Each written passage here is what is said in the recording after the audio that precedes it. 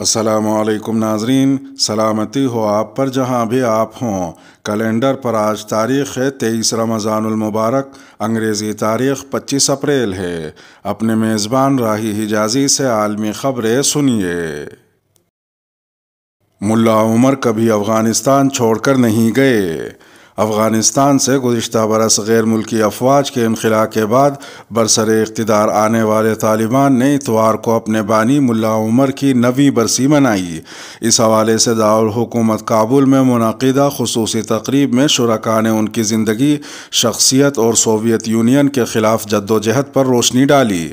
Voice of America کی Afghan service کے مطابق کابل میں منعقد ہونے والی اس تقریب میں قائم مقام وزیر دفاع اور ملا عمر کے صاحبزادے مولوی محمد یعقوب مجاہد کا کہنا تھا کہ ملا محمد عمر مجاہد نے افغانستان میں لوگوں کو متحد کرنے کے علاوہ تمام مسالک کو اکٹھا کیا۔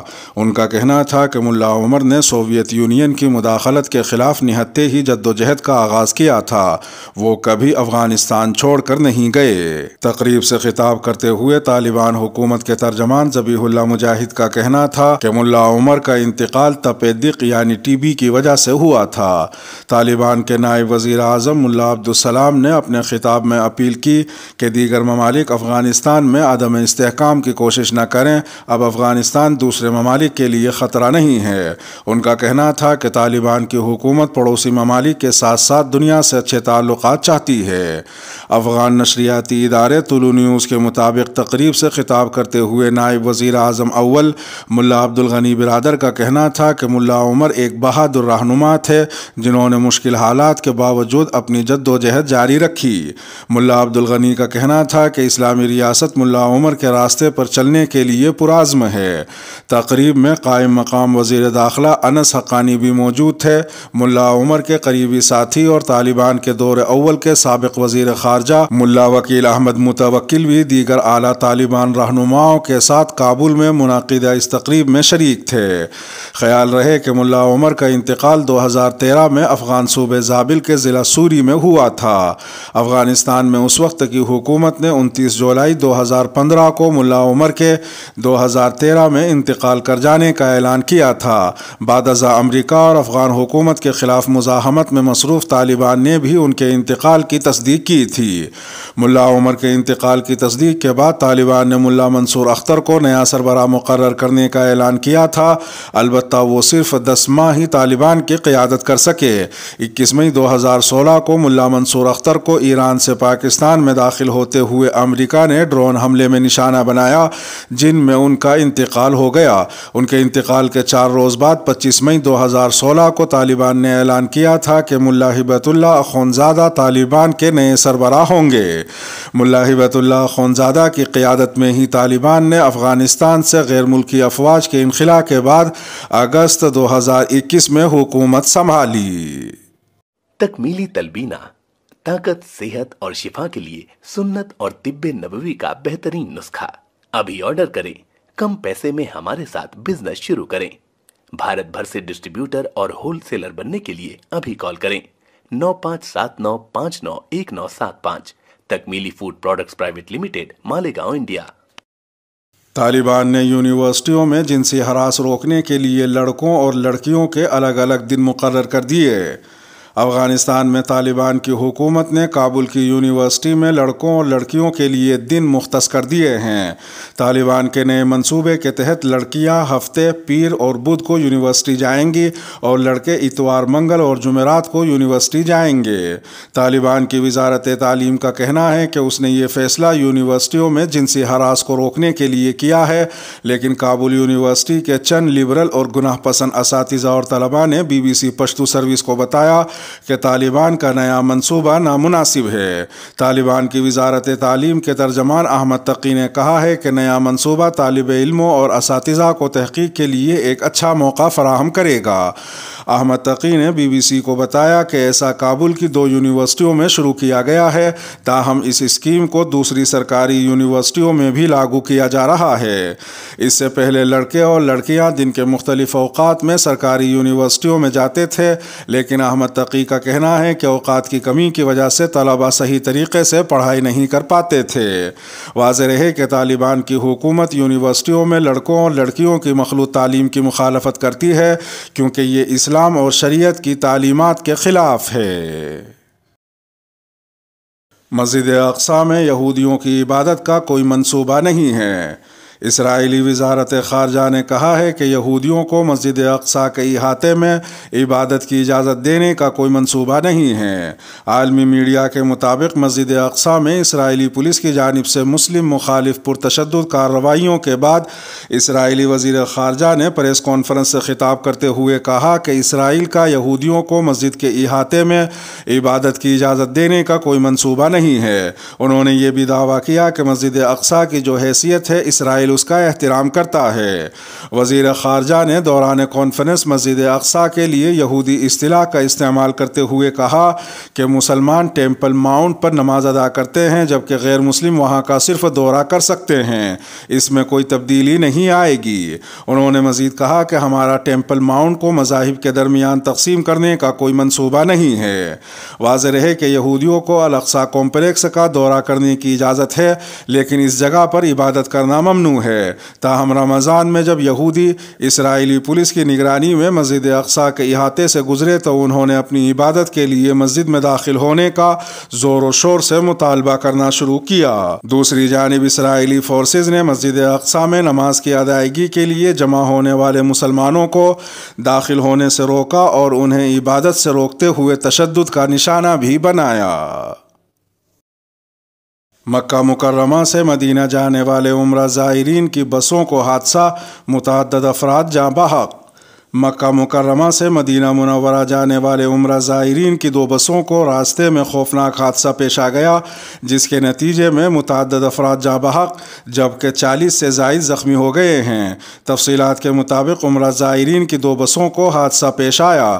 واضح رہے کہ 2 روز قبل بھی مدینہ منورہ کے حجرہ روڈ پر بس الٹنے کے نتیجے میں 8 مسافر جاں بحق جبکہ متعدد زخمی ہوئے تھے۔ زخمیوں میں سے بعض کی حالت تشویشناک تھی۔ ادھر ایک دوسری خبر میں مدینہ منورہ میں رمضان المبارک کے آغاز سے اب تک 1,40,00,000 سے زائد زائرین اور نمازیوں کی آمد ہوئی ہے۔ انتظامیہ کے مطابق مسجد نبوی کی انتظامیہ اور ماتحت ادارے 24 گھنٹے کام کر رہے ہیں۔ انتظامیہ کا بتانا ہے کہ رمضان کے پہلے عشرے کے دوران 60 لاکھ سے زائد نمازی اور زائرین مسجد نبوی پہنچے۔ اس کے علاوہ سعودی گزٹ کی رپورٹ میں بتایا گیا ہے کہ رمضان کے آغاز سے 20 رمضان تک 42 لاکھ افراد عمرے کی سعادت حاصل کر چکے ہیں۔ سعودی عرب میں 30 سال سے واش روم میں سموسے بنانے والا پکوان سینٹر سیل۔ سعودی عرب کے شہر جدہ میں 30 سال سے چلنے والے ایک پکوان سینٹر کو حکام نے سیل کر دیا ہے، جہاں سموسے بیت الخلاء یعنی واش روم میں تیار کیے جا رہے تھے۔ سعودی عرب کے عربی اخبار اوکاز نے اپنی ایک رپورٹ میں بتایا ہے کہ جس پکوان سینٹر کو حکام نے سیل کیا ہے وہاں سموسوں کے علاوہ دیگر کھانے کی اشیاء بھی بنائی جاتی تھیں۔ حکام نے اس حوالے سے ایک ویڈیو بھی جاری کی ہے جو کہ مقامی میڈیا کے سوشل میڈیا اکاؤنٹس پر زیر گردش ہے۔ اس ویڈیو میں دیکھا جا سکتا ہے کہ سموسے جس مقام پر بنائے جا رہے ہیں وہاں بیت الخلاء بھی ہے اور کھانے پینے کی اشیاء کے پاس لال بیگ گھوم رہے ہیں۔ جدہ کی بلدیہ کے حکام کا کہنا ہے کہ یہ پکوان سینٹر ایک رہائشی عمارت میں بنایا گیا تھا، جبکہ اس میں کام کرنے والے مزدوروں میں سے کسی کے پاس بھی حکومت کا جاری کردہ ہیلتھ کارڈ دستیاب نہیں تھا۔ حکام نے مزید بتایا کہ رہائشی عمارت میں پکوان سینٹر 30 برس سے کام کر رہا تھا، جو کہ قوانین کی خلاف ورزی ہے۔ حکام نے یہ وضاحت نہیں کی کہ انتظامیہ کو 3 دہائیوں تک اس پکوان سینٹر کا علم کیوں نہ ہو سکا، اور اس حوالے سے کیا کسی انتظامی افسر کے خلاف بھی کوئی کارروائی کی جائے گی یا نہیں۔ حکام کی جانب سے جاری کی گئی ویڈیو میں یہ بھی واضح ہو رہا ہے کہ کئی ایسی اشیاء وہاں موجود ہیں جن کی میعاد 2 سال قبل پوری ہو چکی تھی۔ ویڈیو میں اس پکوان سینٹر میں بلیوں کو بھی گھومتے ہوئے دیکھا جا سکتا ہے۔ سری لنکا میں وزیر اعظم کے اتحادی بھی احتجاج میں شامل، مستعفی ہونے کا مطالبہ۔ سری لنکا کے وزیر اعظم مہندرا راجا پکسے پر ملک میں بڑھتے معاشی بحران کے سبب مستعفی ہونے کا دباؤ بڑھتا جا رہا ہے۔ اب ان کے اتحادیوں نے بھی حکومت مخالف مظاہروں کی حمایت کرنا شروع کر دیا ہے۔ سری لنکا کے وزیر اطلاعات نے صدر گوٹا راجا پکسے کے دفتر کے باہر موجود ہزاروں مظاہرین کی حمایت کا اعلان کر دیا ہے، جو کہ ان سے اور ان کے خاندان کے دیگر ارکان سے اقتدار چھوڑنے کا مطالبہ کر رہے ہیں۔ دباؤ کا سامنا کرنے والے صدر نے رواما اپنے 2 بھائیوں اور بھتیجے کو کابینہ سے برطرف کر دیا تھا، البتہ مظاہرین کی طرف سے ان برطرفیوں کو دکھاوا قرار دیا جا رہا ہے۔ راجا پکسے کے حامی وزیر اطلاعات کا کہنا ہے کہ صدر کو اپنے بڑے بھائی اور وزیر اعظم کو برطرف کرنا چاہیے، جو کہ سیاسی خاندان کے سربراہ ہیں۔ وزیر اطلاعات کا کہنا تھا کہ صدر کو تمام جماعتوں پر مبنی عبوری حکومت کو اقتدار سنبھالنے کی اجازت دینی چاہیے۔ ادھر ایک دوسری خبر میں ترکی نے شام جانے والے روس کے فوجی اور مسافر بردار جہازوں کو اپنی فضائی حدود کے استعمال سے روک دیا ہے۔ فرانسیسی خبر رساں ادارے AFP کے مطابق ترک وزیر خارجہ نے یہ اعلان 23 اپریل کو مقامی میڈیا سے گفتگو میں کیا۔ ترکی کے اقدام کو انتہائی اہمیت کا حامل قرار دیا جا رہا ہے، کیونکہ ترکی نیٹو کا رکن ہونے کے باوجود روس کے ساتھ گہرے تعلقات رکھتا ہے۔ ترک وزیر خارجہ کا مزید کہنا تھا کہ ہم نے شام جانے والے روس کے فوجی اور مسافر طیاروں کے لیے فضائی حدود بند کر دی ہے۔ ان کے پاس اپریل تک کا وقت تھا اور ہم نے مارچ میں ان کو کہہ دیا تھا۔ ترک وزیر خارجہ نے واضح کرتے ہوئے کہا کہ روس کے لیے فضائی حدود کی پابندی 3 مہینے کے لیے ہے۔ شیریں مزاری مفتی بننے کی کوشش نہ کریں۔ پاکستان تحریک انصاف کی رہنما شیریں مزاری نے وفاقی وزیر خزانہ مفتاح اسماعیل کو تنقید کا نشانہ بناتے ہوئے کہا کہ شرم آنی چاہیے جو امریکہ کی خوشامد کرتے ہوئے امر بالمعروف جیسے اسلامی تصور کا مذاق اڑا رہے ہیں۔ شیریں مزاری نے ٹویٹ کرتے ہوئے وفاقی وزیر خزانہ کی امریکہ میں گفتگو شیئر کرتے ہوئے کہا کہ مفتاح اسماعیل امر بالمعروف جیسے اسلامی تصور کا مذاق اڑا رہے ہیں، جبکہ ان کی بڑبڑاہٹ سے ان کی جہالت عیاں ہے۔ واضح رہے کہ مفتاح اسماعیل نے گزشتہ دنوں امریکہ میں IMF کے وفد سے ملاقات کرتے ہوئے کہا تھا کہ عمران خان نے اپنی تحریک میں قرآنی اصطلاح امر بالمعروف کا استعمال ایسے کیا جیسے وہ اچھائی ہیں اور ہم برائی ہیں۔ مفتاح اسماعیل نے یہ بھی کہا کہ یہ جملہ طالبان نے بھی استعمال کیا، اپنے پچھلے دور میں طالبان کی اس نام سے ایک وزارت بھی تھی۔ مفتاح اسماعیل کی اس بات پر سوشل میڈیا میں ہنگامہ مچ گیا ہے۔ اس تناظر میں PDM کے ترجمان حافظ حمداللہ نے PTI رہنما شیریں مزاری کے ٹویٹ کا نوٹس لینے کا مطالبہ کرتے ہوئے کہا ہے کہ شیریں مزاری صاحبہ مفتی بننے کی کوشش نہ کریں۔ انہوں نے کہا کہ شیریں مزاری پہلے دین کا علم حاصل کریں، پھر خود کو آئینے میں دیکھیں تو امر بالمعروف اور نہی عن المنکر کا مطلب سمجھ میں آ جائے گا۔ ترجمان PDM نے کہا کہ بیت المال کا پیسہ کھا کر امر بالمعروف کے لیکچر سے بڑی اور کیا دین کی توہین ہو سکتی ہے۔ انہوں نے مزید کہا کہ ہم عورت کے لیے اسلام کے احکامات اور عزت کی تلقین کی وجہ سے صبر کرتے ہیں، ہمیں مجبور نہ کریں۔ حافظ حمداللہ نے کہا کہ خود کو لبرل کہنے والا PTI کا ٹولہ مذہب کو اپنے سیاسی مقاصد کے لیے استعمال کر رہا ہے۔ ادھر ایک دوسری خبر میں پاکستان کے وزیر اعظم میاں شہباز شریف نے کہا ہے کہ پاکستان افغانستان کے معاملے پر روس کے ساتھ چلنا چاہتا ہے۔ روسی صدر کو تحریر کیے گئے خط میں وزیر اعظم شہباز شریف نے روس کا شکریہ ادا کرتے ہوئے کہا کہ پاکستان روس کے ساتھ 2 طرفہ تعلقات کو مزید وسعت اور استحکام دینے کا خواہش مند ہے۔ انہوں نے یہ بھی لکھا کہ افغانستان کے معاملے پر روس کے ساتھ چلیں گے۔ حال ہی میں روسی صدر ولادیمیر پوتین نے میاں شہباز شریف کو ملک کا وزیر اعظم بننے پر مبارکباد پیش کی تھی اور ان کے نام خط بھی تحریر کیا تھا۔ ایمینوئل میکرون دوسری مدت کے لیے فرانس کے صدر منتخب ہو گئے۔ فرانس کے صدارتی انتخابات میں صدر ایمینوئل میکرون نے مرین لی پین کو شکست دے کر میدان مار لیا ہے۔ غیر ملکی خبر رساں ایجنسی کے مطابق ایمینوئل میکرون رائٹ ونگ کی امیدوار مرین لی پین کو شکست دے کر اگلے 5 برسوں کے لیے پھر سے فرانس کے صدر منتخب ہو گئے۔ غیر ملکی میڈیا رپورٹس کے مطابق میکرون نے دوسرے راؤنڈ میں 58% ووٹ حاصل کیے، جبکہ رائٹ ونگ کی امیدوار مرین لی پین تقریباً 42% ووٹ حاصل کر سکیں۔ برطانوی وزیر اعظم بورس جانسن نے ایمینول میکرون کو انتخابات میں کامیابی پر مبارکباد دیتے ہوئے کہا کہ فرانس ہمارے قریبی اور اہم اتحادیوں میں سے ایک ہے۔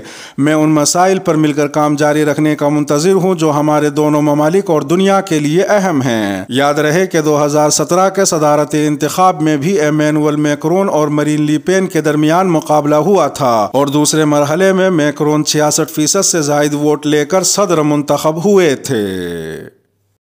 اس کے ساتھ ہی خبروں کا اختتام ہوا۔ ویڈیو کو آخر تک ملاحظہ فرمانے پر شکریہ۔ ویڈیو میں کوئی چیز پسند آئی ہو تو برائے کرم لائک کے بٹن کو پریس فرما دیں۔ ملتے ہیں شام 8 بجے انڈیا کی خبروں والی اگلی ویڈیو میں، اور اگر آپ 8 بجے کے بعد یہ ویڈیو دیکھ رہے ہوں تو وہ ویڈیو آپ کی اسکرین پر نمودار ہو رہی ہوگی۔ تھم نیل پر ٹچ کر آج کے انڈیا کی خبریں بھی سن سکتے ہیں۔ اپنے میزبان راہی حجازی کو اب دیجیے اجازت۔ سلامتی ہو آپ پر جہاں بھی آپ ہوں۔